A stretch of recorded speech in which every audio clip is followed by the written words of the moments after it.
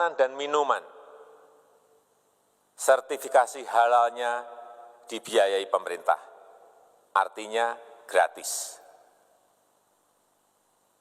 Izin kapal nelayan penangkap ikan misalnya, hanya ke unit kerja Kementerian KKP saja.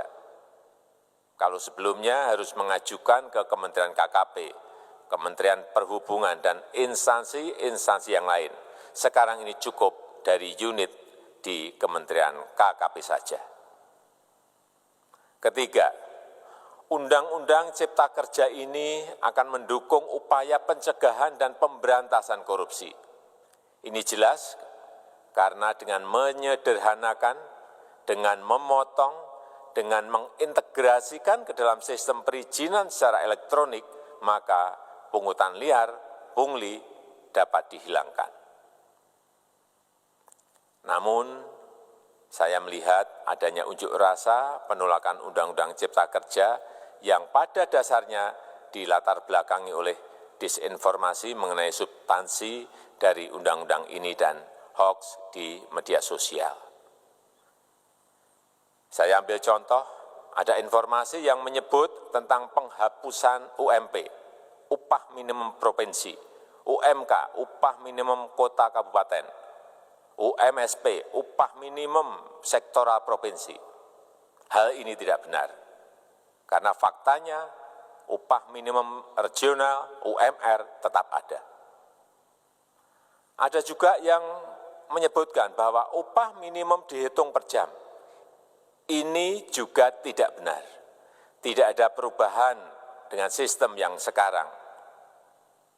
Upah bisa dihitung berdasarkan waktu dan berdasarkan hasil. Kemudian adanya kabar yang menyebutkan bahwa semua cuti sakit, cuti kawinan, cuti khitanan, cuti baptis, cuti kematian, cuti melahirkan, dihapuskan. Dan tidak ada kompensasinya. Saya tegaskan juga ini tidak benar.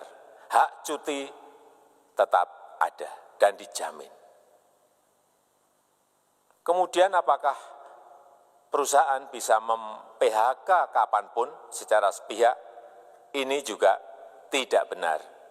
Yang benar, perusahaan tidak bisa mem-PHK secara sepihak. Kemudian juga pertanyaan mengenai benarkah jaminan sosial dan kesejahteraan lainnya hilang. Yang benar, jaminan sosial tetap ada. Yang juga sering diberitakan tidak benar adalah mengenai dihapusnya AMDAL, analisis mengenai dampak lingkungan. Itu juga tidak benar. AMDAL tetap ada. Bagi industri besar harus studi AMDAL yang ketat. Tetapi bagi UMKM lebih ditekankan pada pendampingan dan pengawasan. Ada juga berita mengenai Undang-Undang Cipta Kerja ini mendorong komersialisasi pendidikan. Ini juga tidak benar. Karena yang diatur hanyalah pendidikan formal di kawasan ekonomi khusus, di KEK. Sedangkan perizinan pendidikan tidak diatur di dalam Undang-Undang Cipta Kerja ini. Apalagi perizinan